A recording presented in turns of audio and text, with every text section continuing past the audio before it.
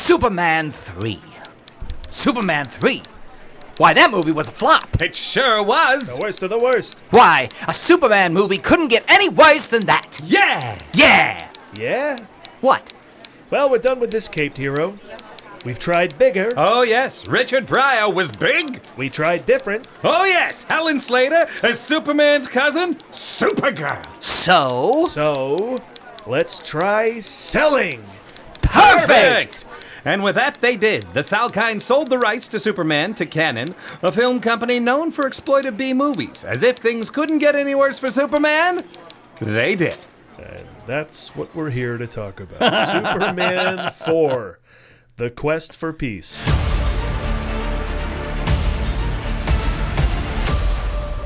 Welcome to Countdown to Superman. I'm Sean Blodgett of Creative Motion Entertainment. I'm Paul Preston of The Movie Guys. And I'm Justin Bowler of the world.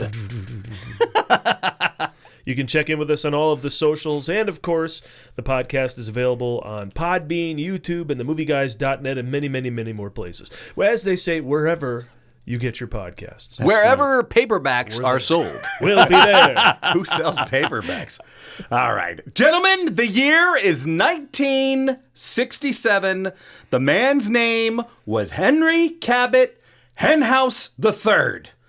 A segment within the animated television series George of the Jungle aired on ABC from September 9th to December 30th, and it was called Super Chicken. Hit it, Sean!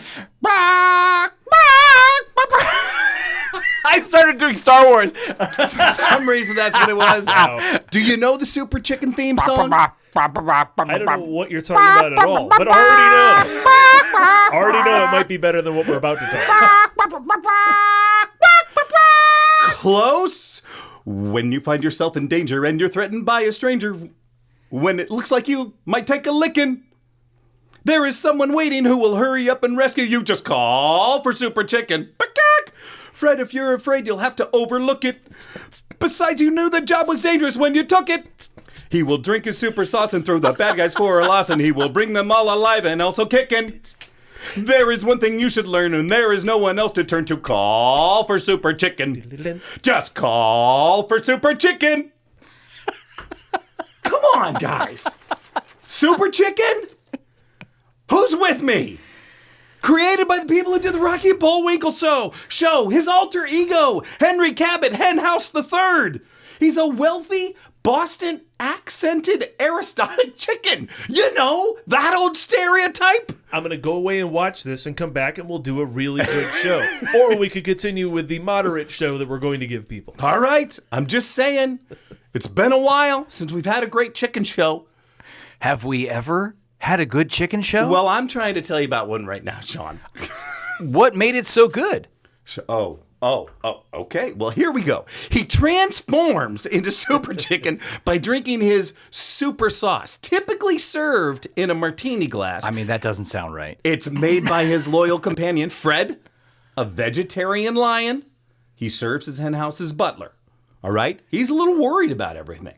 He's always saying, I don't think we should do this. But no. Super Chicken won't back down. He says, no, Fred, you knew the job was dangerous when you took it. We're gonna go do this thing. They travel in a super coupe, for crying out loud. It's a jet-powered aircraft, if you will. Come on! Super Chicken. When he turns into Super Chicken, he looks kind of like one of the Three Musketeers. Right? We're still going to talk about Superman 4, right? I hope not. Fine. Okay, we can go back to what Superman 4 is about. All right. This Super Chicken, was it canon? It sounds like another canon. No, because they actually weren't around that long. Yeah. That's Yeah. right. They weren't. They No. weren't. It was Not, only from... not Superman canon, but canon group. Yeah, exactly. Yeah. I got to make that clear. All right. Because much of what the canon group did is not canon. No. No. All right. This is from a Google search summary of the movie. Seeing the United States and the Soviet Union engaged in a nuclear arms race that could lead to Earth's destruction, Superman, played by Christopher Reeve, decides that he must take action. He collects all of the nuclear warheads from the world and throws them into space. Meanwhile, Superman's nemesis, Lex Luthor, Gene Hackman, has broken out of prison with a new scheme. He clones Superman with radioactive material to create Nuclear Man, Mark Pillow, who is just as powerful as the Man of Steel, except he's got nails. He's certainly done. They're fabulous. Oh, we'll get to the nails. IMDb gives this a 3.7 out of 10. Rotten Tomatoes gives it a 10% out of assuming 500. Yeah. Percent. What score say you, gentlemen? And I'm using that term loosely. Oh, geez. I mean, I think a 3 is pretty accurate. Yeah, it's interesting. I was going to say 3.5. Yeah. Yeah. I give it the 3.5 because I have to admit this right out of the gate. I don't know why. There was this one sequence where I got emotional.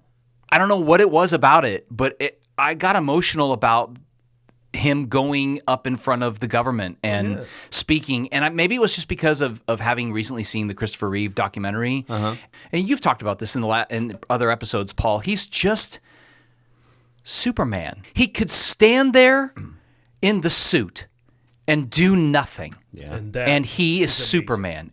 We were so lucky to have him in that role, live out that character. It's unfortunate that he didn't get good movies. Not his fault. That's well put, though. We're lucky. We're lucky that we had him. And on top of it, everything, even the behind-the-scenes stuff I watched about this one, this man was an actor's actor. He always wanted this stuff to be good. And we'll talk about it more, I'm sure, but he had a lot more control over this one. A lot. Yeah. And with the exception of the budget getting obliterated, and that's a whole other story. Oh, yeah. But he wanted it to be good. And this goes back to something that I've said before about bad movies. Nobody sets out to make a bad movie. Anybody who has ever made a movie, I don't care if it's a short film or a feature film, the amount of time it takes for you to sit there and edit and go through footage and put stuff together, feel it it is a painstaking process. And if it's a bigger budget, it's a painstaking team process. So certainly the whole team is not like, hey guys, let's make a terrible film. No, you want to make a good film. These folks didn't have that support to do that. But what did you give it? A 3? A 3. I gave it a 3 as well. And it's due to the what you're talking about. It's due to the failure to deliver on a good promise of what this could have been. And there are shades of what it could have been numerous times throughout the movie. Yeah. But then it utterly collapses towards the end. So Released July 24th, 1987, the fourth in the franchise. Opening weekend for this movie was 5.6 million. 5.6 million doesn't even pay Christopher Reeve's salary. Doesn't even pay Christopher Reeve's salary. Now, I'm thinking just off the top of my head here, but I love that year for movies. Yeah. So I don't know what they were making, but I know like Untouchables was gangbusters, right? Yeah. So that made more than that. Yeah. So movies were capable of being bigger numbers than that. You think it was a long time ago? Maybe that was a big number. Yeah. No. No, it was Lethal Weapon made more money than that in March, I think. When did this come out, did you say? July 24th, so it's 1987. summer, and it did this. Lethal Weapon did more in the spring. if I It remember opened correctly. to number 4. Oh. Number 4. Number 1, RoboCop Yeah. was number 1 at the box office that weekend. Now, I thought it opened first and then RoboCop knocked it out immediately. No. That was what I thought, but no, that's not true. No. Okay. Number 3, Summer School. Oh. Okay, but seriously, that's a great film. That's a fun. Oh, it's a fun film. Yeah, it's look, fun films can be great. Hey. That's actually well put. You're hitting a number of home runs today. Thank you so well much. put. Number 2. I don't know if that's summer school, but that's a great statement. Number 2, the opening weekend was the re-release of Snow White and the Seven I Dwarfs. remember that. Wow. That beat out Superman 4. Ouch. Yeah. I mean, For 1987, total for the year, for box office, it took the place of number 73. Ooh. Number 73. Would you like to know some of the other terrible movies that beat out this film? Yes. It was 73. Okay? 70, Over the Top. Sylvester Stallone, truck driving, arm wrestling movie, Over the Top. Here's something I want to say. Good for Canon that they had one that was a little better than the other one. Yeah, they did it to So themselves. good for them that they were like, hey. Yeah, I suppose the difference was Kenny Loggins on the soundtrack. I think that was. Meet me halfway across the sky. How do you know this song? That is a fantastic song. No, how do you know this song? Because when you hear a great song, you keep listening to Loggins it. in the 80s, man. Yeah, It's like exactly. He's a whole soundtrack unto himself. Yeah. I mean, that's true. Over the Top could have been at number 100 for the year, but you put in Kenny Loggins straight up to 70, baby. Boom, he'll jump 30 spaces. Do you think it would have just jumped for the more if it was Logman. Kenny Rogers? Because I don't know about Kenny. gotta know when I old. do. No. Loggins. Kenny Loggins, though. Post Top Gun? All right, I know when to walk away. Another terrible movie that beat out Superman 4, number 65 for the year. Masters of the Universe. Good Lord. This is just Can I where- just tell you how bummed I was about Masters All of of the it- all Universe? of us were. I All of us mean, were. you're like, oh my God, oh my God, oh my God. It was just terrible. This is where the canon films live, in the 60s Oh, yes. to 70s, 60 to 80, right? Number 51 for the year. Jaws, The Revenge. Wow. This, So, but this Jaws, is The Revenge was 20 films ahead of this. But this is the fourth of the franchise. Neither of them going in the right direction. So it was a battle for him, and still it won. It won. 39, the re-release of Cinderella. A movie that had been theatrically released, was available on video, was being released again. People could hardly watch at home, and they still went to the theaters to go see that over Superman 4. Ew. I mean, that's just sad. Number 23, which I would say is marginally better than this, Blind Date. Blind Date's great. Wait, what's that? Blind What? Date's much You think better Blind than Date is Blind Wait, Date what's Blind is Date again? super- It's Blake Edwards' slapstick. Yeah. And just all the slapstick just made me laugh. John Larroquette's hilarious. Yeah. Kim Basinger. There's just like bits after Bruce bit Willis. after bit after bit. Yeah, it's a simple premise. I She haven't gets seen it drunk in a and very the long date goes time. off the rails. I remember Very funny. when I saw it, and I saw it after the release. I just went, "Why am I watching this?" Maybe I that was was too very cool funny. for school at the time. Number 1 for the year. Do you know what number 1 was? You'll get 87? this. Yeah. I was trying to pick up the big ones before. If it's not You're so good at this, Paul. You got to know. Untouchables. Well, I love that year, but I don't know if the stuff is it Beverly Hills Cop 2? It is. Oh, Yeah. Come on. Of course. Come on. yeah. All right. Speaking of why this movie was so bad, let's take a look at the pedigrees of the people behind it. Sidney J. Furie.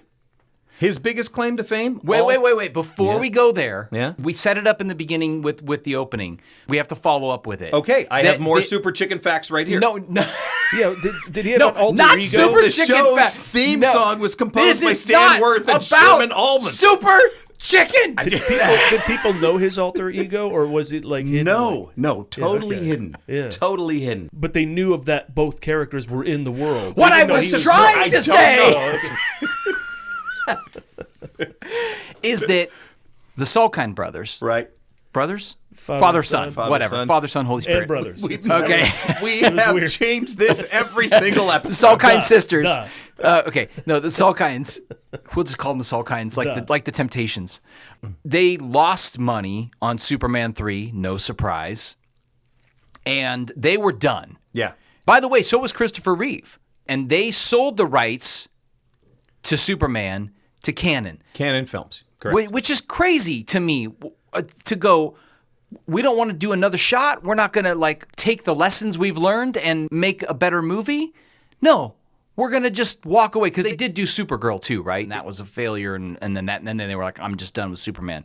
So then they sell it to Canon, just like boom, done. Mm-hmm. Sorry, before we got to that next piece, I had to really drive that home because I just think it's crazy that they walked away from it like that. Right. You know? But I mean, I don't know if you have this information down there, but the Superman franchise was sold for $5 million. Wow. $5 Yeah. Wow, million. that's just Let me not- give you I an mean- example. The Denver Broncos were sold that same year for $78 million.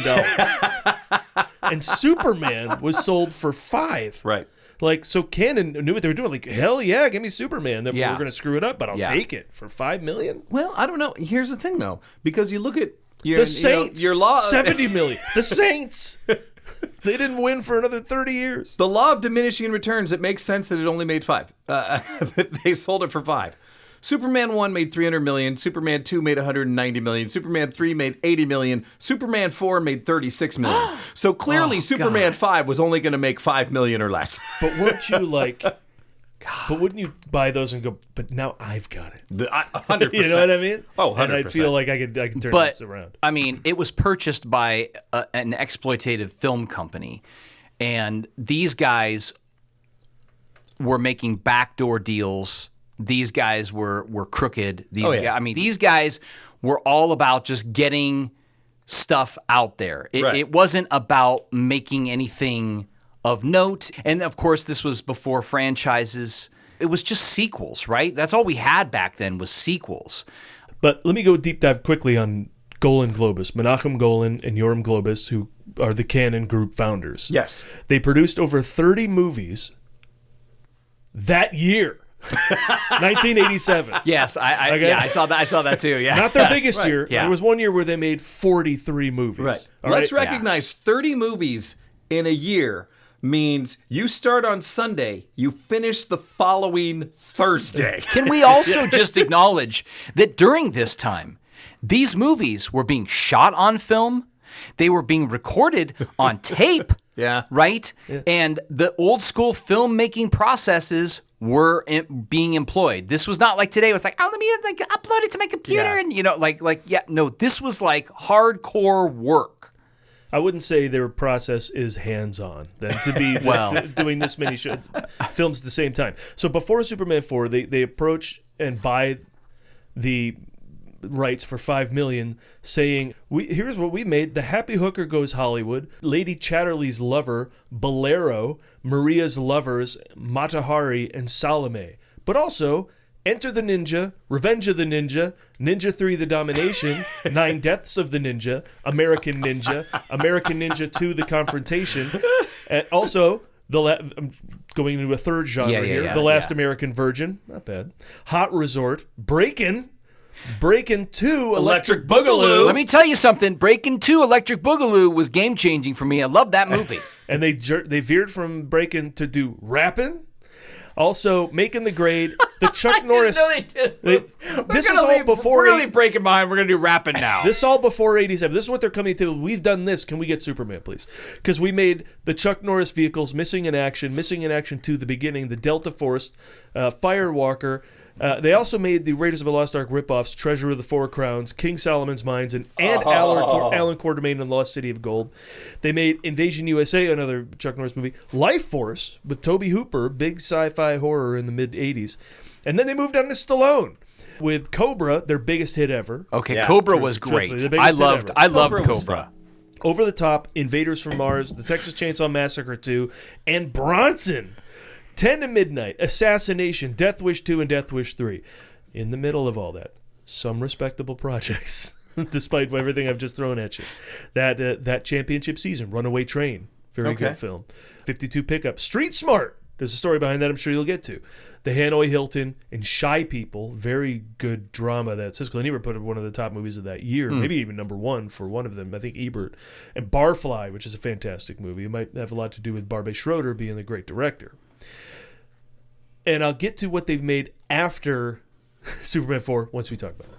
But that's what it's an impressive list of films to have made. I mean, again, it's not easy to make. Let me reread them. No. The Happy Hooker. Okay, by impressive, let me just clarify. By impressive, I mean it's impressive that they made movies. I see that and it's like, that's spaghetti at the wall. That is so much spaghetti at the wall. And yeah, you got a Cobra in there. That piece stuck. And that was a lot of fun. It's like they never saw risk in a project. Yeah, we'll do it. Yeah, exactly. We'll do it. There's something freeing I mean, I was going to Right. say there's something bold about that, right? There's something bold about the way they were trying to do the movie business. It wasn't the right model, but it was bold for that time. I mean, again, I just think to myself, if you've ever dealt with a print of a movie, they're really heavy. They're super, super heavy. And to go to the lengths to make prints of those movies and ship them and have people watch them and, I mean, I don't know. I mean, respect is all I'm saying to a degree, with the exception of the fact that I'm pretty sure that, they finagled money and did all kinds of. In all honesty, though, with those guys being in charge, of course they picked Sidney J. Furie because his pedigree is right along with those. Of just like his movies are all over the map. They really are. They really are. He's best well known for Iron Eagle, and then made the 2 sequels along with it. And then probably the biggest thing of note was Ladybugs with Rodney Dangerfield. Oh, see, I thought you were going to say Lady Sings the Blues, which was Diana Ross, a really good movie. I loved Iron Eagle as a kid. So did I. We all did. Queen soundtrack was awesome. Yeah. Writers Lawrence Connor, who did Soups for Star Trek V, the worst of the Star Treks, Planet of the Apes, the Mark Wahlberg version, however, did come back and redeem himself, winning an Emmy for writing 3 episodes of Boardwalk Empire. I like the Mark Wahlberg Planet of the Apes. What? Should I leave now? Yes! And then Mark Rosenthal. Once again, he co-wrote Planet of the Apes. Mercury Rising with Bruce Willis. That's one of the very few Bruce Willis movies I've never seen because I just went, I think I'm good. I was living in Chicago when that movie came out, and I went down. I got called in to potentially be a stand-in for Bruce Willis, which shocked me because I'm 6'2". I didn't think he was quite that tall. But this is how I learned how it worked back then. They lined up 4 of us, and they looked at the guy next to me and went, "Yeah, he'll do it." And then that was it. And that guy had a whole summer of working with Bruce Willis. Yeah, exactly. And making money on this movie. Him. Oh. Mark Rosenthal also did Jewel of the Nile. I have a soft spot for Jewel in the Nile because I loved Romancing the Stone so much, but I recognize it's a terrible movie. And he also wrote the Beverly Hillbillies movie. So now that was a terrible movie. I'm just looking at these 3 people, and of course we got slapstick between Fury, Connor, and Rosenthal, between Ladybug's director, Star Trek V and the Beverly Hillbillies. Yeah, but in their defense, I don't know why I'm doing that.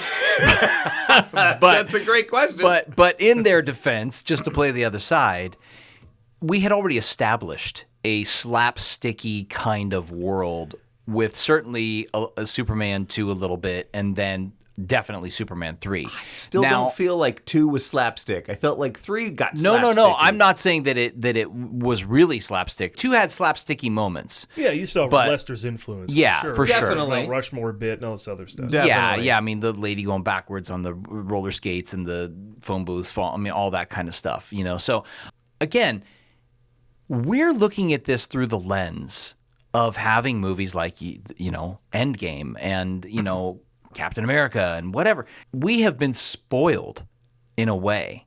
Our lens is very different now than what they were looking at it through. Yeah. I'm not defending. Look, I still think it's not a good movie. I'm going to disagree completely because they had seen Superman the movie. The lens is Superman the movie. Right. Yeah. Okay. They saw someone get it really right, and they made a shitload of money. Okay, I'm gonna. And then they saw Superman 3 and went, here's where you guys are gonna throw me out of the room even more. I like this better than Superman 2. No. As we're going down this rabbit hole of really thinking about these Superman movies and thinking about just the character of Superman. Look, I absolutely love and adore the first Superman movie. I think it's a great cinematic piece. However, if you pause to look at the story, there are some major elements that don't work for me, not the least of which is the time going backwards. And I started to think about that, and I'm going to tie this to number 4, because he has this whole conversation with his mom, which I don't quite understand. Well, I do understand. I know they didn't want to have deal with Marlon Brando, but he has this whole conversation with his mom, and this whole thing about like he can't interfere in humankind or whatever, right? I'm pretty sure he's been interfering in a lot of things. Huh? Even when he saves the cat. That's an interference in human dealings. Oh, you're talking butterfly effect at that point. Yeah, I mean, everything that he does is an interference of the human experience without him, if he did not exist. Not the least of which is he turned back time. And was going to turn back time twice. yeah, that's right. Yeah. So I don't know. I'm slightly defending their lens. I'm not defending the film because I don't like the film, and it's certainly no Superman the movie, which I do think is great. But I just, and again, there's an argument for, well, it's a story. That's your story. To give a little context for people who aren't familiar with this film, Christopher Reeve did not want to do a fourth. They paid him a boatload of money, and they said he could have a ton of influence on the film. So he actually got to do the story with the two writers that we previously mentioned. That is one of the reasons why you see what you see, because you have someone who's not a writer who is now a part of story. They also sweetened the deal by saying that they would bankroll a passion project of his that he had been trying to get off the ground. And if you watch any of the behind the scenes, it's very clear that not only did he have influence on the story, he was kind of directing sometimes. On set. I mean, there was a sequence. Caused a lot of problem between him and Fury. I'm sure it did, because there were times I was watching the behind the scenes and I'm like, he's literally directing right now. He's going to the monitor and watching playback and saying, okay, let's do it again. I mean, he was directing. Now, I don't know if there's more stories about Fury in him, but I thought that was interesting. Fury wasn't happy with him. Margot Kidder said Fury wasn't happy with him. Margot Kidder had a problem with Christopher Reeve, as a matter of fact, too. Oh. Which is funny because, okay, if he's the one who helped resurrect you, I mean, Jesus. Right? All you have to do is do the exact same thing that you did in Superman 1. Just to jump forward a little bit, that is a part of this movie that is awful. Yeah, we'll get to that. Let's tackle some of the pre-production still. He was paid $6 million, biggest salary of his career, 24 times his salary for Superman 1978. His paycheck ended up amounting to 35% of the film's total budget, which was cut to $17 million just before it began. It was supposed to be 36. The original was 36. Cannon Group was facing financial problems, so they slashed the budget to it being less than a third of what Superman 1978 was, which was $55 million. Which was the most expensive Yeah. film ever made at that point, right? To date. Richard Donner was asked to come back and direct it. Wes Craven was asked. Is that it you're going to say about Donner?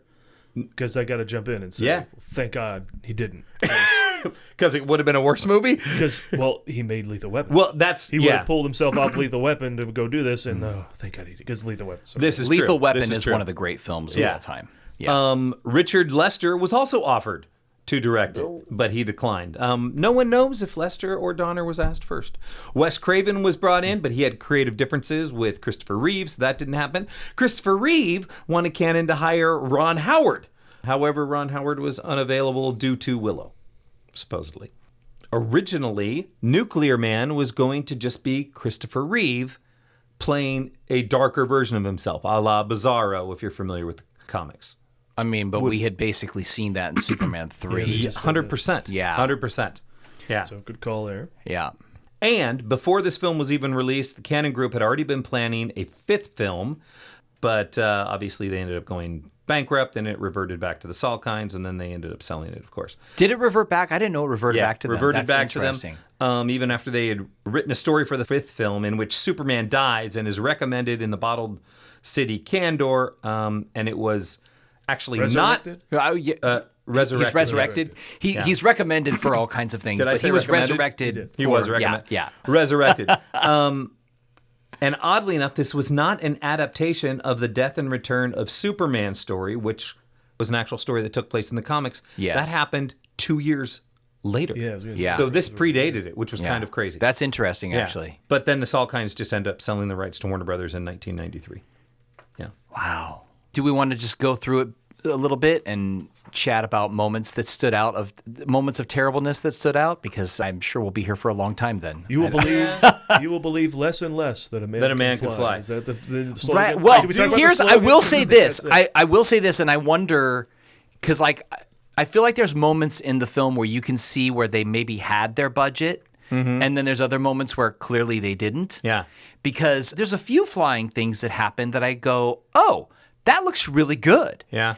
And then there's other things like right out of the gate that credits. look so terrible. The opening credits. Yeah. Yeah, let's The start credits there. are cartoonish. It seriously looks like you're watching Super Friends. I personally kind of liked the Superman Quest for Peace, the kind of logo, just the way they did it. You guys are both quoting me. I agree with that. That's like the comic book font. That's what I'm almost, saying. when Yeah, they- that when was they it. Was put a the it was title of the thing up there. Yeah. But everything else showed you the cheapness that you were in store for. Yeah. That because it clearly wasn't the Warner 100%. Brothers logos and credits that they gave you previously. But I did like the font. Yeah. The font alone for that thing. But Quick question: in the comics, does Superman speak multiple languages? I mean, I sat there was my first note of like, he speaks Russian, and then later he speaks Italian, and it was just like, wait, what? And I felt like he wanted to make that a point, like he's bringing people together. he learns a lot of stuff in that egg. No, or an egg was Mork. Whatever he flew from Krypton. No, you're wrong. See, the egg was the jet-powered aircraft, and it was called a super coupe. Right. Right. But the coops in general don't move. They're stationary. Yeah. So he takes the coop out on the road. Yeah. Oh, that's Super cool. Chicken does. Right, yeah. Also, in its short run, Super Chicken still remains kind of a cult classic to today.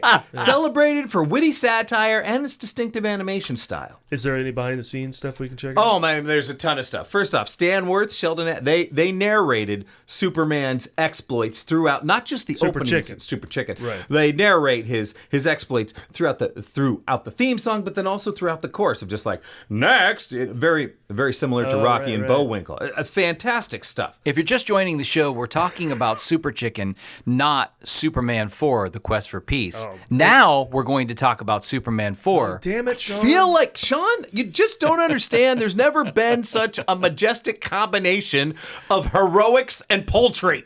Okay? Not Look. since Courageous Cat and Minute Mouse. Right. Are you? I mean, but Mighty Mouse. Come on now. Do I need to sing this theme song again? All right, speaking of music, let me gonna just say no. Right out of the gate, there's a clear re-record of the Superman theme. Yeah. We don't have and sure enough, I looked up in the credits, I think it was like music by Symphony Orchestra Graunke, Munich, and then the London Phil. So who did what? Because it certainly felt like a re-record of Well, what Williams did with the LA Phil previously. I think they lean in on that music, and rightfully so, because they don't have much else to lean into. Yeah. It's like anytime there's a problem, it's like ba ba ba ba ba ba ba. I mean- and it's just like, oh my God, guys. Well, there are a few things that are clearly not Williams in this. All right, it says music by John Williams at the top. So it's all his score, then just retrofitted to work in these scenes? Because sometimes it felt like the tempo skipped a beat in order to sync up with something that was happening in the action. And plus, every time Lois and Clark are together, they play Can You Read My Mind? Yeah. Right. Like every time. Like you can have them be on the screen together and not play da-da-da-da. Yeah. But that's what's his name decided to do, the guy who did the rework on all this. There were four main themes that we heard constantly. We heard the Superman. We heard the Can You Read My Mind. We heard this just slapstick is too good for it. This so stereotypical, like, okay, freshman in high school gets to score a film that, saxophone between every single scene that Muriel Hemingway and Clark are in. And it's just like, this is awful. This is terrible. And then every single time that there's something goofy going on, we get to hear that dumb, goofy song. Like,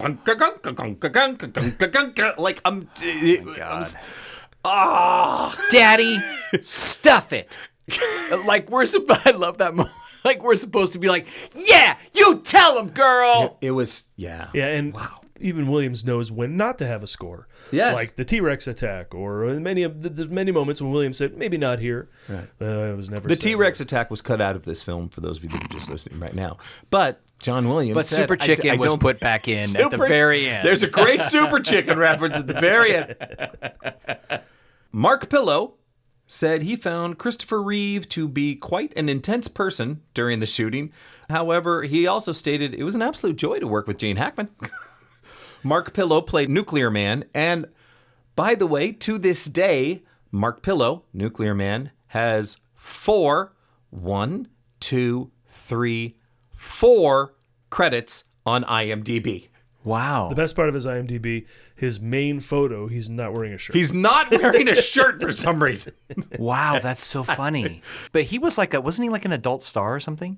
Adult film star? Yeah. What? That's what I heard. Maybe that was wrong. That's Or he just based on posed for Playgirl or something like that. Or Oh. based on the headshot that he uses for IMDb, I would believe it. yeah. Ironically, the Cannon Group thought they were going to have a blockbuster on their hands, so they cut the 2-hour-plus film down to a lean 90 minutes so theater owners could squeeze it in more showings throughout the day. Which was part of the problem because it decimated whatever story there was. Oh, yeah. And so it's nonsensical. There's things that just don't even make sense that just suddenly, like, they go from here to there, and it's like, what is happening? And I'm gonna say this because it's bothering me so much.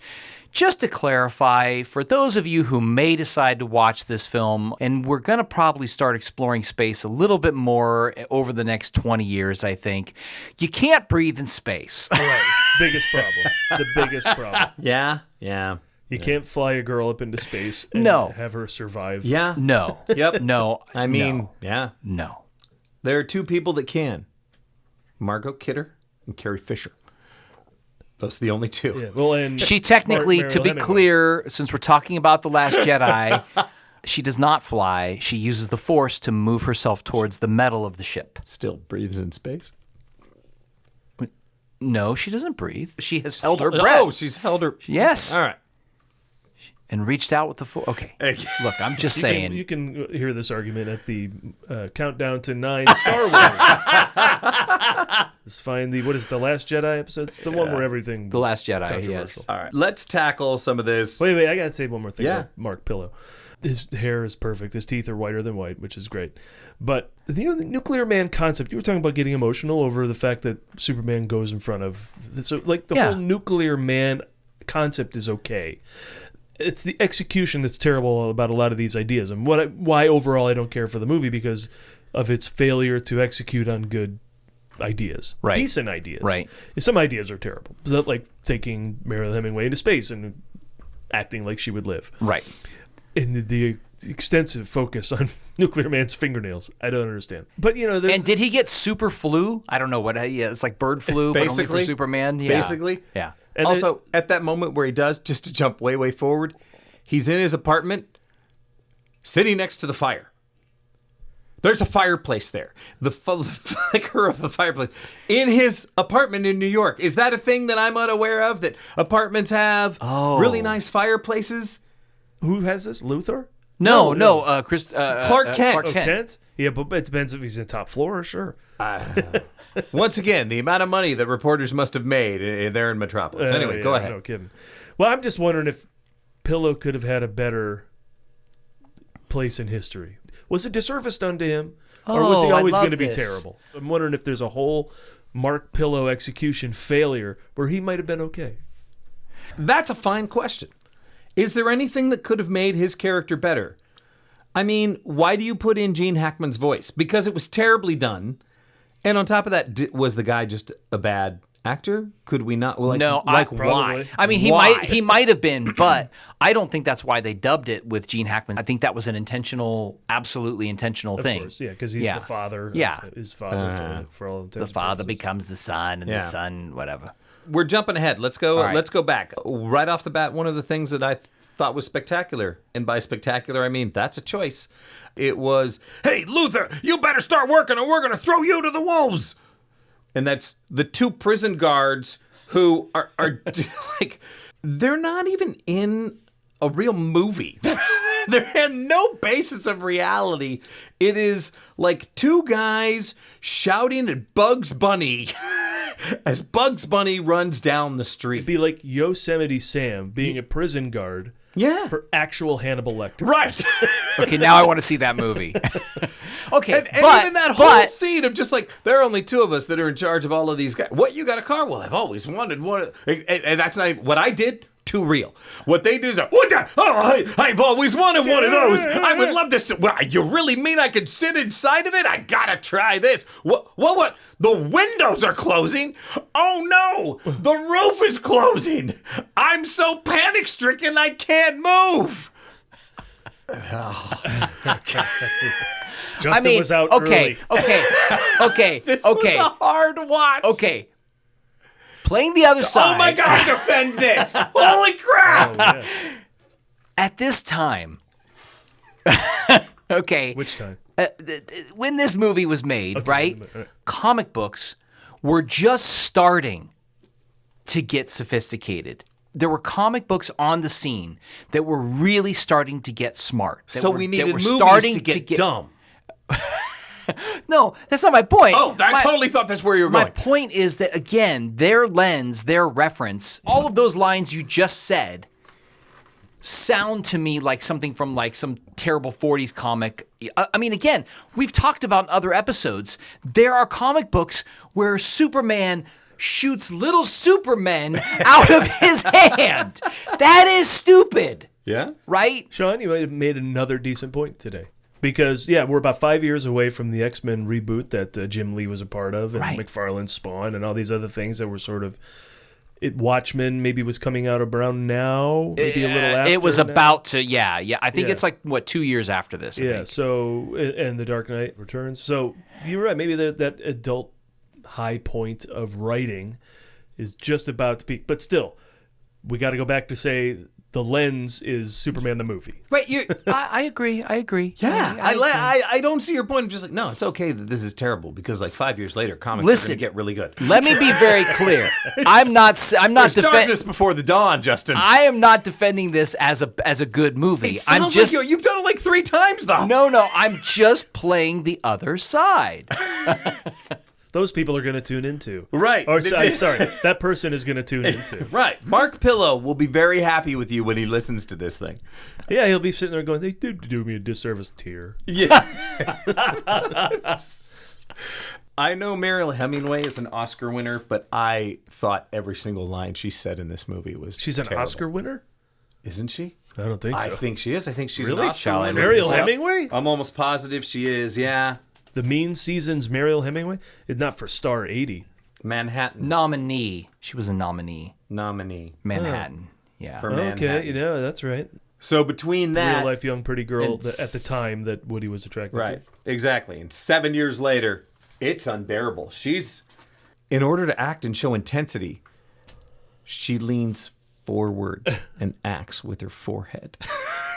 I mean, that is... Hold on, Sean's going to defend her. In defense of her.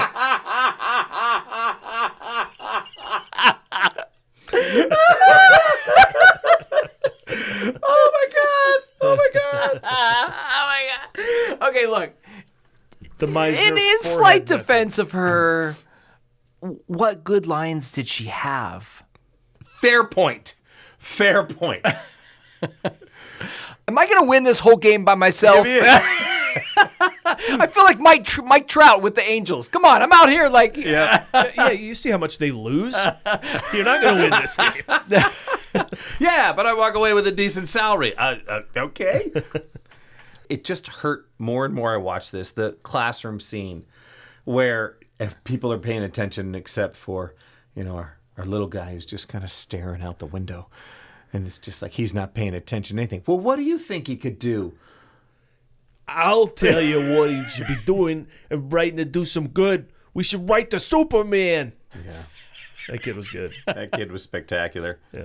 Yeah. The music in every seduction scene that took place was just So you know terrible. what works? What works is a little offhanded stuff. Like, so why are there no air travel expenses for you, Ken? Oh, gosh, I don't know. Like that kind of stuff is just funny because it's not spelling stuff out. It's not being overly wacky and goofy. Right. It's a line in the world that has comical side effects. 100%. And justified and something that would be okay. Certainly something that could be asked. As opposed to the moments where, how long do we spend with Clark and Muriel Hemingway, or what's her real name? Mariel. Lacey. Lacey. Lacey How long do we spend watching them do jazzercise and at the gym? Oh my and it's God, just that like, scene. What That is- scene. What are we doing here? And he does the What same are thing that we he doing? did. Like the guy's kind of a jerk to him, so he throws the Right. 400 pounds at him, Which or is- whatever. which is- like you just busted his spleen. Like First off, that guy, I don't believe for a second trains at the gym. Okay. And number two, Clark wouldn't be a dick like that. He'd just rise above it. Yeah. If anything, he'd hand it to him and, let him feel it, but he wouldn't throw it at the guy. Yeah. My God. Yeah. Hey, we got to get some slapstick in here. We got to get some laughs in this movie. Well, then they try and get serious, right? And the Luther goes and steals the hair from the museum. Yes. That's holding up a 3,000-pound weight. Yes. With clippers. Once 100%. Like, how does he can clip through the hair that's holding together? Okay. And once again, that was one of the only themes in this entire movie. Anytime we're doing something goofy, in my mind, it's actually the theme song to The Odd Couple. Like, it's just... Okay. God. What about... because I'm curious, because I don't know, and I'm sure Paul can answer this. Where was John Cryer's career at this point? Beginning. So this was this a big thing for him, right? Well, you're willing to accept anything. The worst part is he had done Pretty in Pink. Okay. So really, that was 86. Okay. So I mean, who knows what he shot when? But right. Yeah, it's not the best follow up. Although at the same time, you're moving up, and they say they're making another Superman movie. Are you interested? Yeah. I mean, do you turn that down? Also, I do have a quote from him which said that the original script, where is it? Oh yes, I know. I saw that video. The original script made a lot more sense. Yes, and yeah. They ran out of film financing before it was done. They had to get cut together an incomplete movie. There's effect shots that don't make any sense. There's huge scenes missing. But I swear, the original script, it made more sense. Where does the Superman the movie take place? What city? In Metropolis. Right, but this is New York, right? No, it's Metropolis, but that's okay. That was going to be another thing that I was going to bring up is, so in this world they've created, Metropolis is New York. Yeah. But it wasn't that way in the movie or two even. Do we see the Statue of Liberty at any point during Superman the movie? We saw Mount Rushmore, but I don't think we saw the Empire. I mean, here we got the Empire State Building now. We got the Statue of Liberty. We got the entire skyline several times. Skyline. A lot of 100%. This is New York. Yeah. So that was I don't know. Okay, so Metropolis is New York. Yeah. Interesting switch. Yeah. Yeah. Let's talk about it. Can you read my mind? All over again. Why? Hey, guys, we really want to solidify that Lana meant nothing. And on top of that, hey, you know that girl the Superman slept with? The therapist... Barbara massage that. What was she? What was her title? Oh right, yeah, whatever she was. Psychic nutritionist. The psychic nutritionist. She absolutely meant nothing. This is where it is. So let's just kind of recap right now for 5 minutes how much they mean to each other. Well, and on top of it, confusing things even more, trying to put in another sort of love interest with this other woman, with Muriel. Like I don't understand that. Is a suffering of the 80s formula of movies. Right. That every sort of action movie has to have this sort of love interest, even if you've already established that this person maybe has someone they love, but they're not with them. But there's always got to be some sort of love interest that's got to be part of it. Okay. I'm going to pose a question to both of you. All right. Both of you have to give me original answers. I'm picking a number between 1 and 10. Sean, go. 4. Paul? 5. 5. I want to hear your pitch that justifies why Superman has a giant net that he can put all of the nuclear warheads in. Give it to me. I got nothing. Sean, give it to me. He got it out of the ocean. They're on the East Coast, so he went up to Maine. Yeah. And he took one of those huge or a bunch of huge nets from like the lobstermen. Okay. They were pissed. Yeah. All right, and he put them all together while he was flying up into space. And that's what it is. These are like lobster nets. Right. I mean, we see in the movie he can magically make the entire wall of China put back together. Yeah. So why couldn't he look at a bunch of nets and then kind of magically connect them? I'm pretty sure that was a scene. That was one of the scenes that was cut that John Cryer was talking about. I lacked the care to have an idea as good as either of those. Jesus.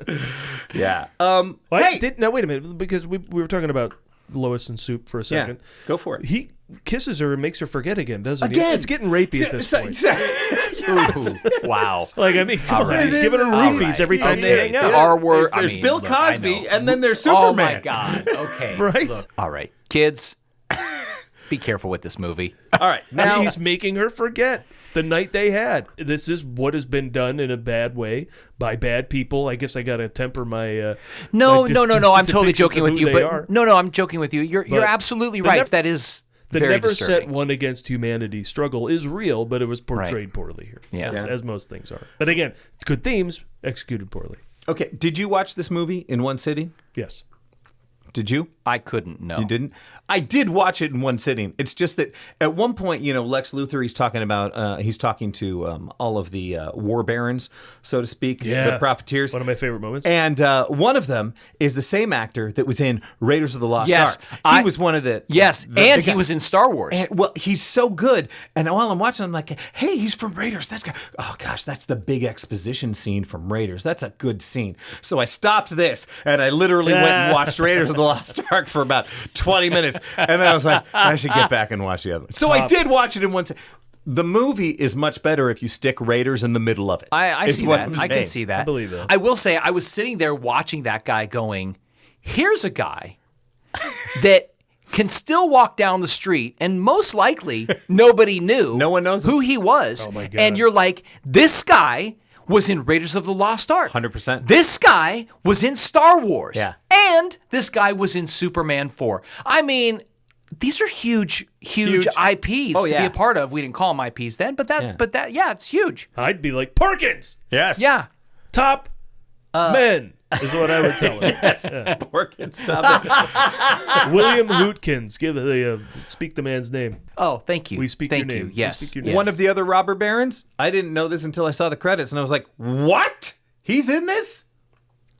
Jim Broadbent. Yeah. Didn't know that. I didn't know it until I saw his name in the I credits. didn't. And one, I didn't recognize. I mean, he was so young, so it's Yeah. like, wow. Little funny moment that also I had a problem with shortly after the War Barons.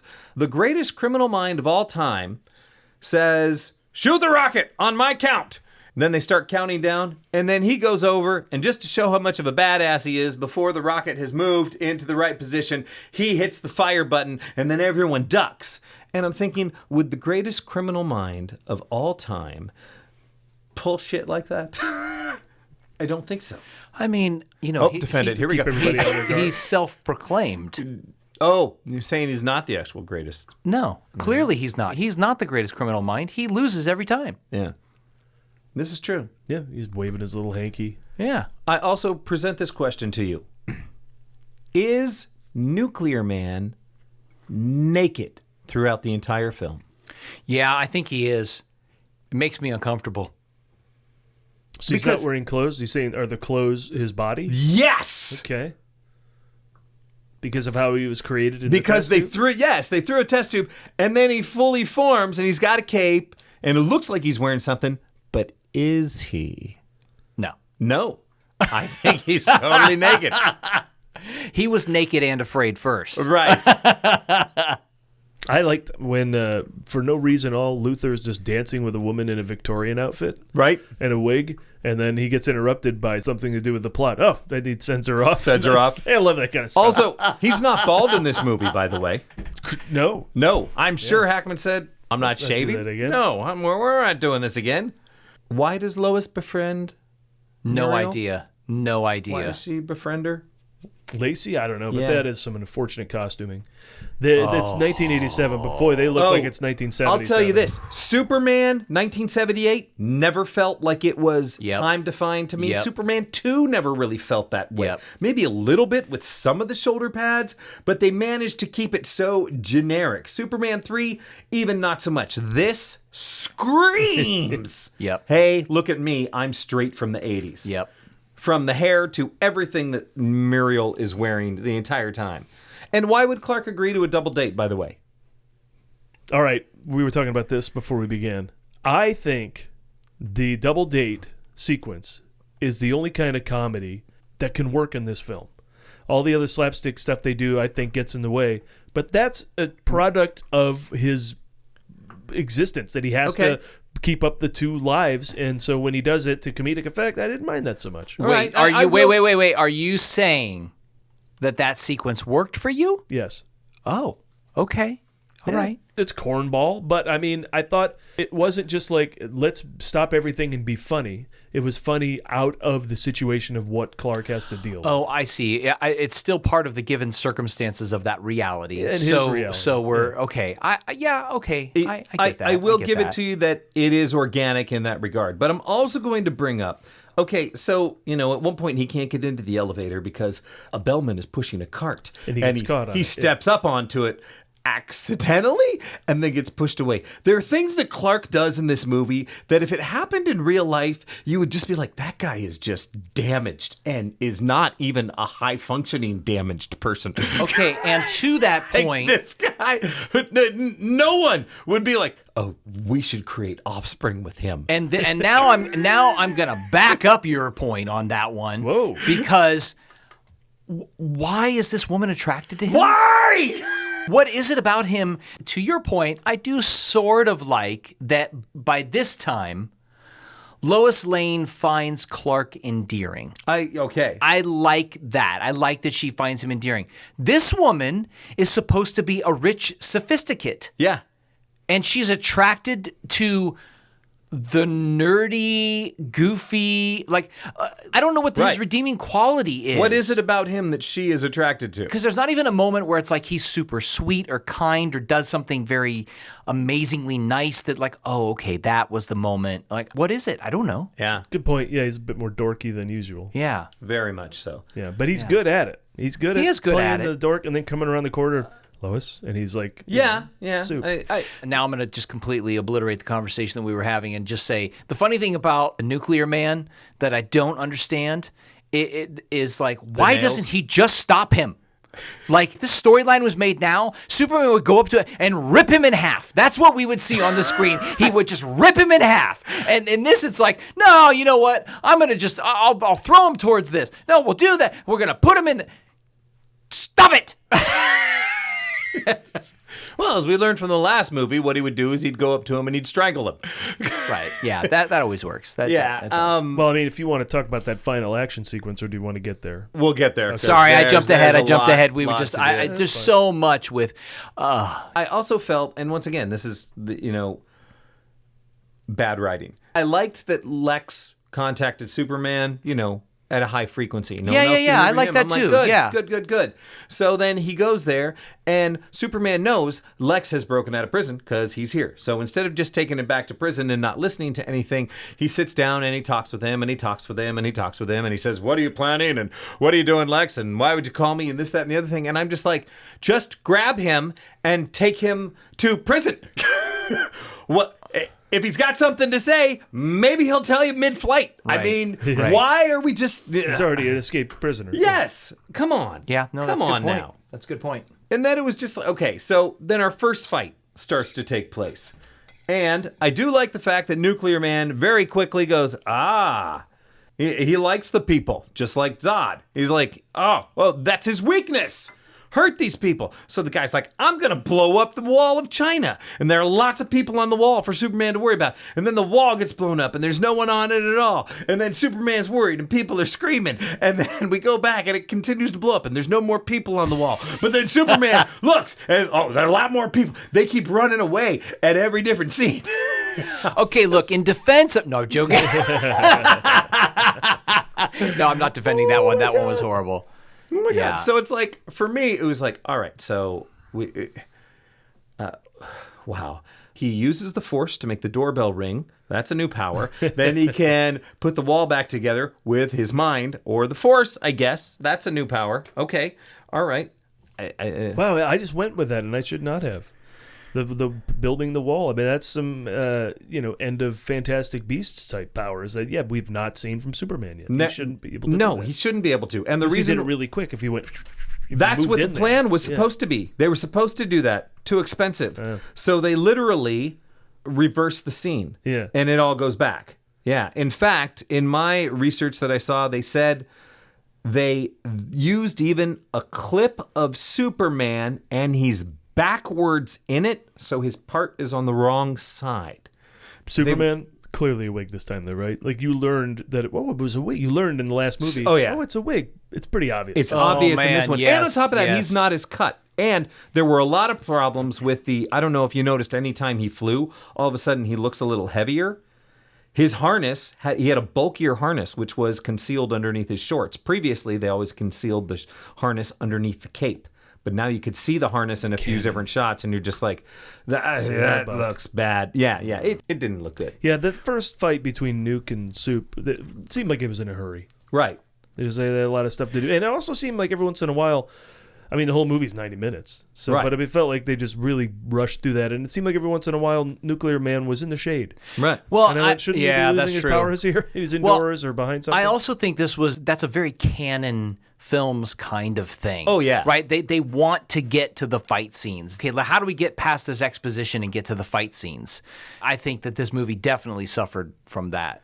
There are certain choices that if you make them, then all of a sudden it becomes, well, why wouldn't you use that choice for every problem? Why wouldn't you just fly back in time for every problem? Right. If you can magically make the wall go back together, why do you bother freezing all of the lava with your cool breath? Why don't you just make the lava go back into the volcano? Because now those people have to deal with lava all over their street. You try and drive your car down a street that has lava that's dried as opposed to asphalt. You know who knows a lot about that? Yeah. Anakin Skywalker. He does. Things you learn on the low ground. Yeah. We also found out he spoke Italian in that scene. Yeah. Yeah. That was molto bene. And then, exactly. And then we go on to the Statue of Liberty. Oh, boy. Paul, know. defend this. I can't. It's terrible. I submit. It's so terrible. And to your point, now we're in New York. Now we just are in New York. Clearly, we are. We are in New York. You know, and it's like, so no Metropolis, or we've been on the top is of New the York Empire Metropolis? State Building. Is Metropolis like a new name for New York? Like, I don't know. And after all of that, Nuclear Man finally gets him with the scratch. And what happens? Superman's falling, and he's falling. And did you actually hear the sound?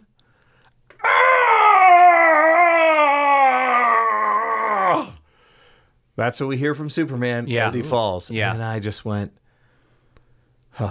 Yeah. like, I'm so wounded. I love Christopher Reeve, and I just wonder to myself, like, you know, you leave the shoot after doing that scene. Do you feel good? Right? You know what I mean? Like, because there's interviews of him saying, like, this is my favorite one. I'm having the most fun I've had on any of these. Like you know, or maybe he didn't say favorite one, but I know he said he was having fun. Was he having fun because he got to have more control, and maybe just as a creative person that was fun? I don't know. I don't know how you watch this film and see things like, once again, him magically making that wall appear, or later on, where the cops come, you know, they're fighting outside of the building, and the cops come, and then you see Nuclear Man like roar, and then the cops leave. Then it's literally them in reverse, running backwards, getting back into their cars. I mean, Yeah. someone looked at that and went, nailed it. Sped up film is the lamest effect in anything. Like, I think they did that with John Cryer once. He got spun around or something, and he Yes. tried to get himself When he's back picked up. standing Yeah. When he hit the ground, though, he started. Oh, he yeah. He got up and he was. You know, a little Yeah. keystone. Yep. I was totally that.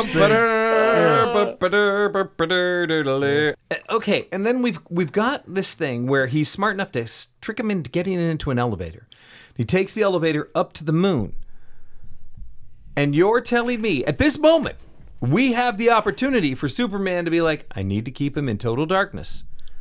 So I'll just leave him right here on the sunny side of the moon. Well, as opposed to the other dark side. As soon as that fight of the started, I thought you punch Nuclear Man, you knock him into the ground, and take him about a mile deep. 100%. End of story. Which is so apparent that Nuclear Man does it to him, and it's just like, okay, so that's what you're going to do to him. And even then, no, Yeah. that's not.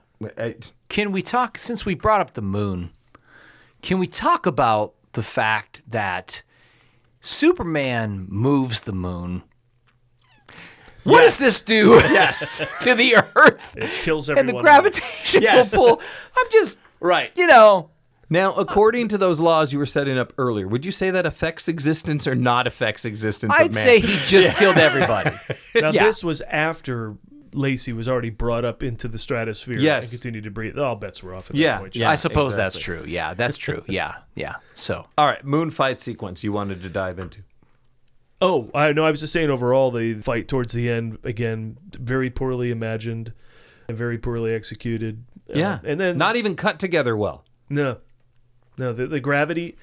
I don't know why they're moving so slowly. Right. I don't know if that matters for the two of them. I It feel didn't- like It didn't matter in Superman 2. yeah. I feel like they were doing that to just add drama. They were trying to add drama. Yeah, and even the eclipse would be a temporary, even conceptually, the eclipse is a temporary win. Right. Right. The moon, the sun, Yeah. they're all moving all the time. Yep. So it's like temporary. But in the end, music he- played it like it was a real win. And I was like, well, that's In the end, temporary. he shoves him into a nuclear reactor, which then powers multiple cities. Yes. So in the end, Nuclear Man does good.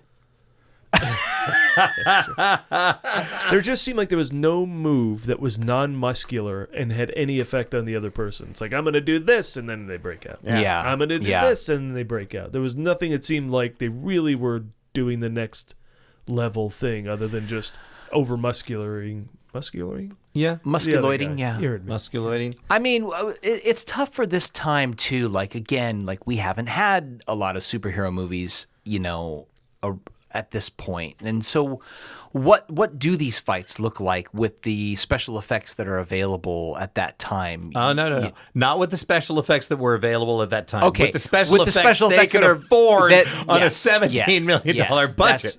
That's correct. Because Yes, there you're right were about that. better special effects available. You're right. You're Aliens right came about out that. a year Right. before this. Wait, you're right about that. You're right about that. That's true. That's true. But I'm just talking about the actual fight. Like C-3PO spinning around being raised by Luke on the Force is Yeah. better than John Cryer spinning I from mean, Nuclear Man. This is all true. This is all true. Yeah. All right. That's it. That's it. That's all I got. Thanks, everybody. I was. My final note was the editor-in-chief convinced a bunch of bankers to lend him, as he says, billions of dollars to buy shares in that company. The biggest company in the history of the world. Right, biggest company in the history of the world. And we know that this was a business that he was running that was losing money. Right? Yeah, the Daily that's Planet part of was the losing story. money. Yeah. But they're like, no. And then he went and he's like, no, time to talk to the big boys. And so this guy who was in a business that was losing money as the editor-in-chief convinces them, no, they should give him billions of dollars. yeah. Yeah. Yeah. Are you curious, though, about the Fury cut? Like, 45 minutes of this movie were lost right afterwards. Like, yes. taken out. Well, Cut. yeah, 'cause so, there's- like, is it worth putting back in? There's another Nuclear Man. There's another Nuclear Man, Before yes. Nuclear Man.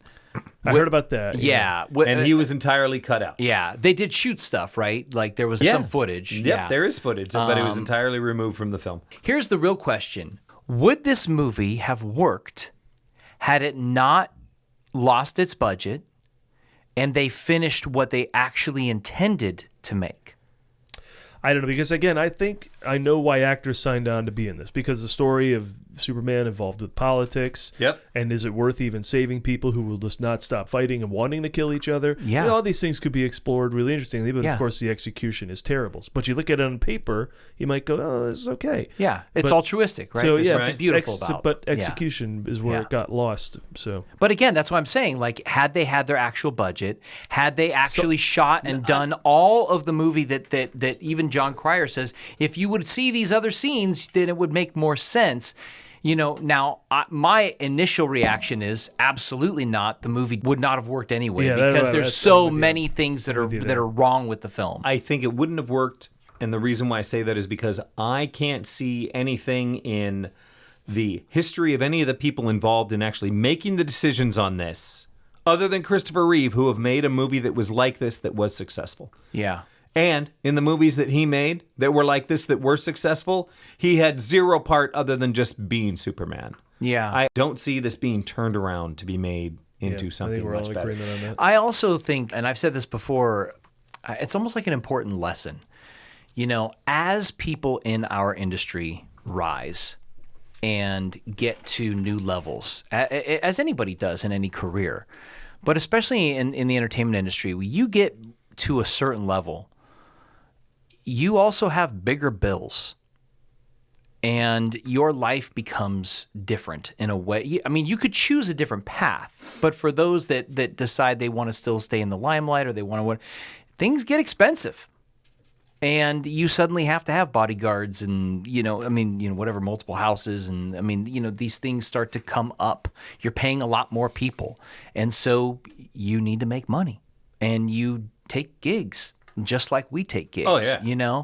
I don't damn any of them for saying yes. Gene Hackman or not Chris at all. Reeves or Chris Reeve or any of them. Like, it had the potential to maybe be good. Like you said, Paul, like the script felt like it had a good theme, and maybe that's what they were getting behind. But I also say, I still don't think people knew how to make a good superhero movie other than Superman the movie. And to me, part of the reason why Superman the movie works so well is because it's an origin story. And I actually think origin story movies are, I don't want to say easier, but I think they're more straightforward to make in terms of superhero movies. Get me 3 movies in, get me 4 movies in, and show me that it's still great. Tough to do. It's tough to do. It is tough to do. Harry Potter. But I don't think that was the problem with this movie. I agree. It wasn't. I Or agree. even Superman 3. Yeah. Once again, we discussed this last time. You made me believe a man can fly. We've taken a man who can fly and we've put him in this universe, and we've established this, and this. And then you're going to come at me with all this other stuff that doesn't make sense and throw plot holes at me that don't make sense. I get that. You're not taking the time to make something. You're not even obeying your own rules. I mean, the fact that he uses the Force to make the doorbell ring. Yeah. What? Come on! Well, how do you think they made the doorbell ring on Krypton? How did... On Krypton, they had turkeys all the time that were in the next room that you would use your heat vision to go through a person, through a wall. I believe heat it was up a duck. Turkey, a duck, and make it heat up. What? You've answered your own question kind of in a way, though, because when you talk about how great that scene was with where C-3PO spun around, as opposed to, so they went, well, let's take everything from that movie. How about the Force? That one guy had the Force. Let's do that. So they just did everything to Return of the Jedi. yes, everything, if it's worked before, we'll take it. One thing I want to say, too, is I appreciate the idea that, to your point, Paul, that they wanted Superman to do something important in this film, which is something I don't think the other films necessarily. I mean, obviously he fought Zod and all that stuff, and that was a big, but in the other films, we don't really see him do things that are big that save the whole world. I mean, we see it at the end, right? Like the going back. But my comparison here, and I think you guys will like this, is is Captain America. Because Captain America goes and fights a war. He goes and he literally fights a war. And he gets into the trenches and he's part of this battle. They didn't know to do these kinds of storylines then, but like seriously, in Superman the movie, we see his powers for the first time. We see him flying around, and what does he do? He saves a cat. That's super nice. What else do we, okay, so he stops the robbery. That's great. Now we're doing like local crime stuff. Okay, that's good. But Captain America fought in a war. Again, can't compare the two movies. 2 different time periods are made in. It's a silly comparison. But I'm just saying that the idea for this film was lovely. I got 2 things I liked before we wrap. First of all, we're about to end this phase of Superman movies and enter the phase where nobody likes Superman, apparently. Yeah. I did appreciate, here's another movie where everyone kind of likes Superman. Yeah. When he starts to save things, they're excited. When he's around, they like it. They cheer for him. They call for him. They want him to be a part. It seems like all these movies in the latest DC from, 2010 on, it's like Superman's an alien. We hate him. He's here. We don't like him. We throw stuff at him. But we're gonna. Our next movie is Superman Returns, which technically takes place after Superman 2. I don't think we're there yet, right? Because in Superman Returns, are they mad at him? That's like a little middle point. Yeah. And if I remembered anything about Superman Returns, I'd help you with your point. Yeah. Well, here's what I'll say about Superman Returns, just sort of teasing the next one. Because Superman 4 was so rough and it was so tough to get through, and it was just tough. I got excited about Superman Returns. I was I am so excited to watch this movie. Yeah. So, ironically, Superman says to Lex Luthor, I'll see you in 20 years at the end of this thing. When is the next time they see each other? 20 years? It's almost 20 years. Oh my Yeah. God, that's so funny. That would never happen again because they don't want the rights to lapse. But anyway, No, right. Yeah. But the other thing I wanted to say is I do a podcast called The Ford Fiesta. We're watching every Harrison Ford movie that's ever been because there are some I haven't seen. Now, there's a lot more Gene Hackman movies I haven't seen. But to watch a Gene Hackman movie I haven't seen, I did appreciate that in this. Oh, Yeah? nice. Okay. Nice. Yeah. I love that. Especially after he's left us. Yeah, It's yeah, like, yeah. Which is terrible. It was good to see him one more time. Yeah. I got some more stuff. Oh, okay. Yeah. So you say wrap up. I say 20 more minutes, people. Oh, man. Okay. Because Settle in. we have to get fun facts for Superman 4. Request for peace. Mark McClure, Jimmy Olsen, is the first actor to have played the same comic book character in 5 films because he's the only one who goes over and appears in Supergirl. He holds this record until 2013 when, of course, it is blown out of the water as we see over the course of the next, 12 years after that, where Wolverine comes along. And he played Wolverine for the 6th time in interesting. 2013. Yeah. There was a quote with him, and like his part in Supergirl started out kind of big, and they just kept whittling it down because even he was like, "Why am I in this?" I also want to say this: Supergirl. Yes. I loved as a kid. I loved that movie. I never saw it. I haven't seen it. Maybe in a because I very, thought Helen very Slater long was time. just so gorgeous. I in mean, it. I do Yeah. recall that. I do recall Yeah. that. The little girl and the little boy that Superman saves from the tornado, Christopher Reeve's children. Oh, Yeah. oh, that's nice. Yeah. Yeah. Gene Hackman, 57 at the time of this film's release, making him the oldest actor to play the villain in a Superman film. Huh. Kind of fun. To date? Well, now they went so young. Jesse Yeah. Eisenberg. Nicholas Exactly. Oh, Hoult. yeah. This is the only film that Christopher Reeve's Superman does not save Jimmy Olsen from something. Good. Yeah. Yes. He saves him from falling off the dam in the first one. The second film, he saves him from the super trio. And in the third film, it's the chemical fire. Oh, interesting. Huh. The gentleman who plays the U.S. president, you probably know the actor's name in this, Refresh me? Robert Beatty. No. He plays the U.S. president in this. He previously played I can't even picture the scene. the tanker commander in Superman 3. Huh. The guy, who's looking out the window in the tanker when bad Superman comes and opens it up and lets all the thing. That's the same actor who then plays the president in this. At one point, we see him on television. It's the same guy. So are we to understand that tanker general, commander, Went into politics. went into politics and then becomes president? I'm going to say yes. Yeah. Yeah. This was actually my favorite of the fun facts for Superman 4. Request for peace. One day during filming on location in Milton Keynes, the catering van got stuck in a traffic jam on the A5 motorway from London. Christopher Reeve paid for the cost to personally fly via helicopter all of the food to the hungry cast and crew, earning him the nickname Supperman. Come on! That is a fun fact for Superman 4! It was. Okay, That's true. I'm not going to lie. That was a fun fact. was fun. That was absolutely 100% fun. 2 more. This cast includes 2 Oscar winners, Gene Hackman and Jim Broadbent, and 3 Oscar nominees, Jackie Cooper, Mariel Hemingway, and Susanna York. Isn't that cool? Yeah. I don't know what all of them were nominated for, obviously. Not only is this the final Superman film of the original franchise, it is also the final work at all of the millennium. No more Superman films in the 90s. It was it. Oh. It was the end. Huh. Yeah. Right. Yeah. Oh, yeah. Yeah. All right. That was a mind blower. Not. So I mean, much I fun. thought that was good. Not as much fun. mind blowing facts. Mind Superman 4. blowing for Superman. All right, quiz. No, we're not done. I told you, we got 20 minutes. Not 20 minutes anymore. Quiz. Because we have done a lot about Superman, right? So we can't always do it about this individual movie. I'm going to test your knowledge about Superman in general. Okay. Let's see All how right. much you I got guys this. know. I'm in. This covers comics, video games, movies, music. Yeah, Sean's got this. All right, I totally got it. Well, Because I do not. okay, we can start with Totally an easy joking. one. All right? Oh, okay. What was the name of Superman's biological father? I Wait, don't even need to Jor-El. give you all Jor-El. four. Jor-El. What was the name of his lawyer? Jor-El. League L. Never mind. Oh boy.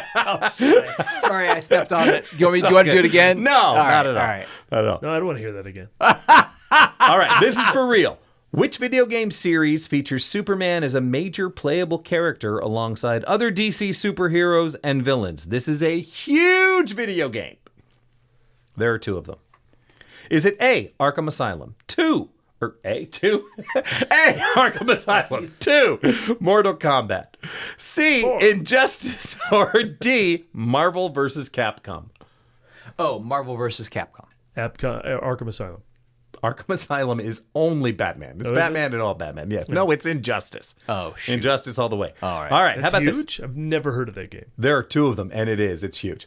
What band famously released the song Superman, It's Not Easy in 2001? A, Coldplay. B, Five for Fighting. C, Matchbox 20. Or D, Lifehouse.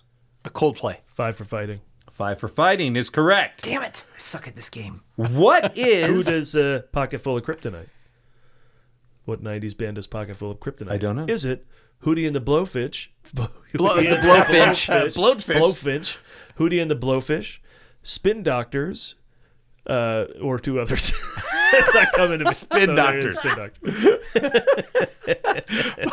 Everclear. If you're ever wondering if we always do our research and write everything out ahead of time, the answer is no. All right. What is Supergirl's real name? A, Barbara Gordon.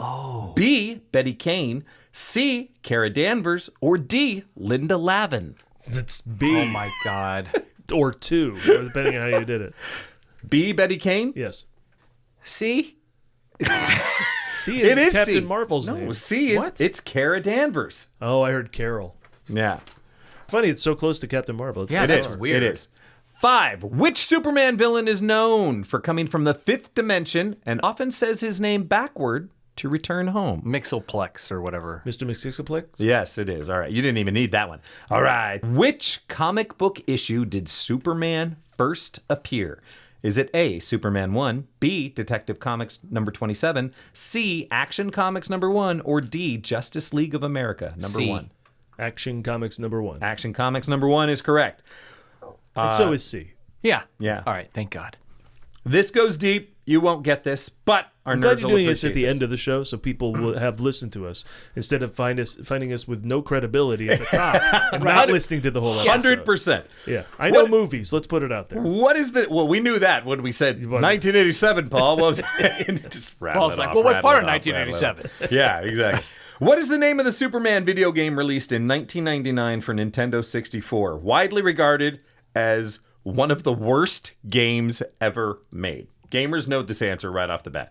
Is it A, Superman, The Krypton Legacy, B, Superman Justice Force, C, Superman, The New Superman Adventures, or D, Superman 64? I'm going to go with D, Superman 64. I'm going to go with C because I have no idea. It is C, Superman, right. The Damn New it. Superman I wanted to Adventures. do C, and I said, nope, it's too easy. Because you kept saying it. They're all answers C. Why are they always C? You're right about that. Number 8, in Grant Morrison's All-Star Superman, what ultimately causes Superman's death? Okay, this is the Grant Morrison one. A kryptonite overdose. B, overexposure to solar radiation. C, a final battle with Doomsday. Or D, Brainiac infecting his DNA. D. A. Really? None of you want to go with C? C. Again with the C? I mean, that's not the answer, but that's what you probably should have guessed. It's B, overexposure to radiation. All right. In the 1940s Fleischer Studios Superman cartoons, what phrase often introduced Superman at the start of each episode?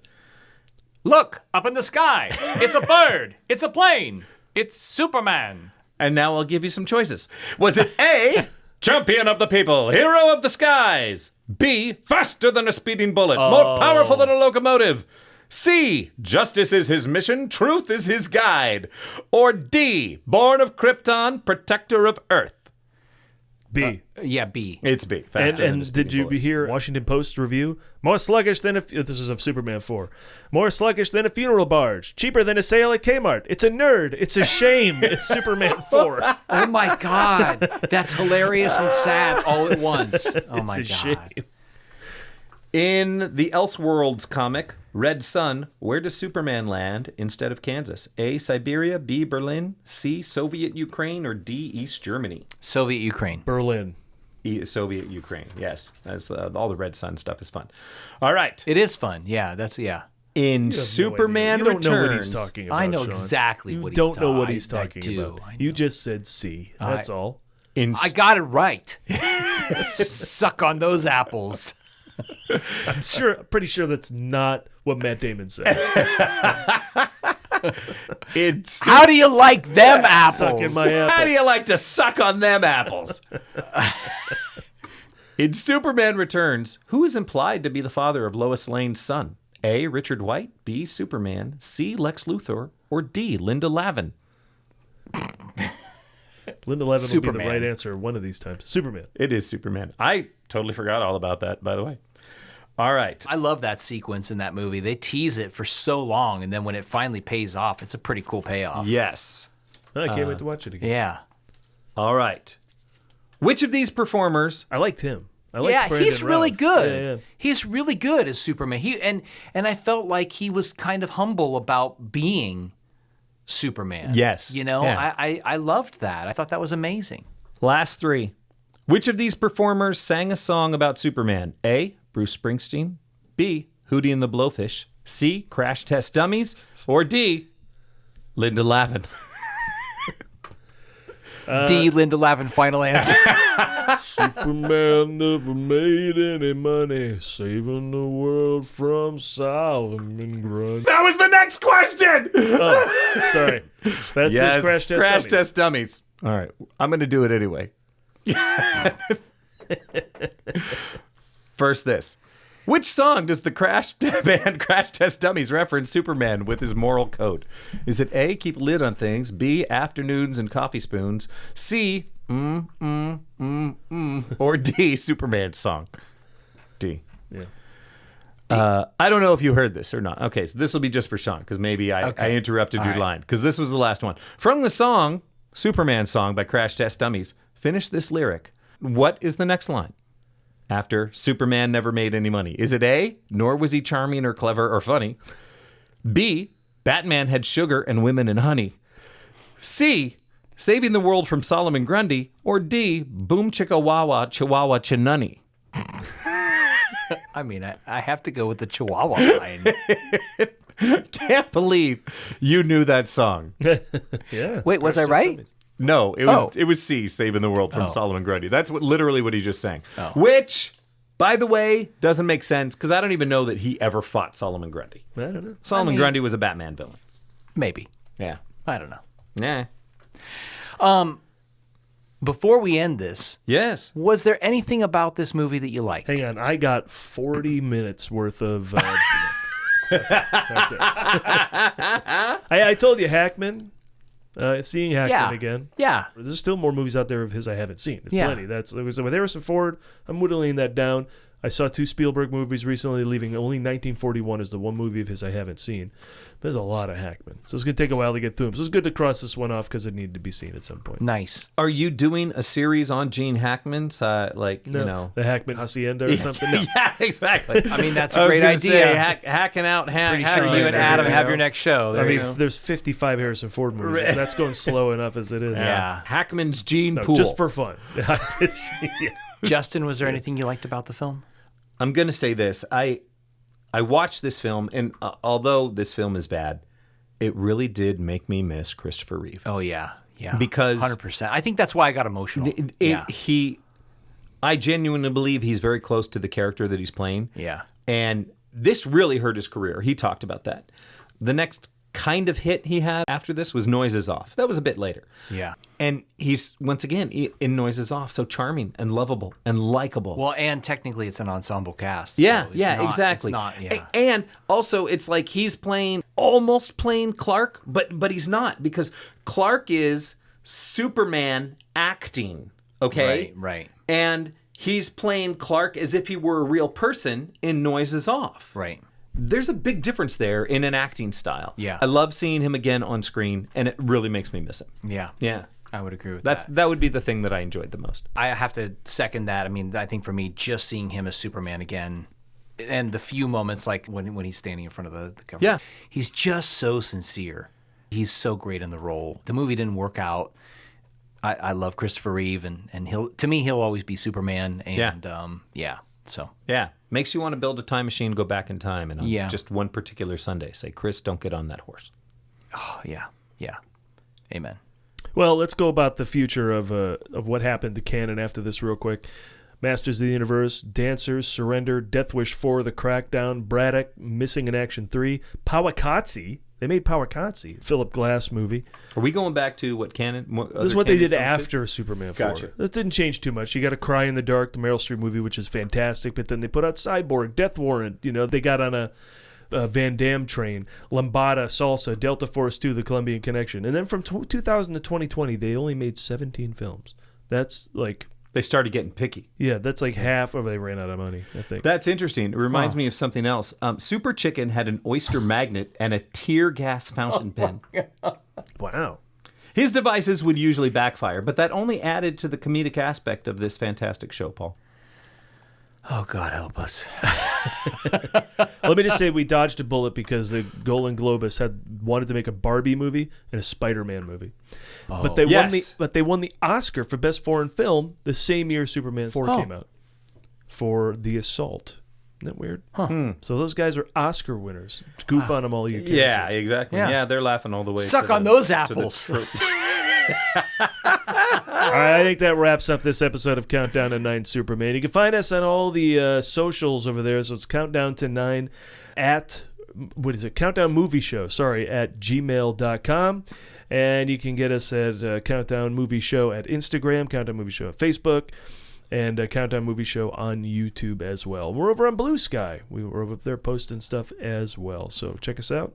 Guys, this discussion was explosive. Like a nuclear explosion. Nuclear.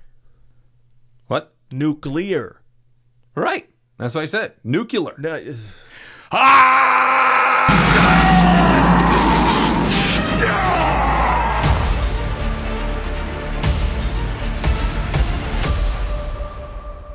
When you are in danger and you think you take a lick and take a bark for Super Chicken.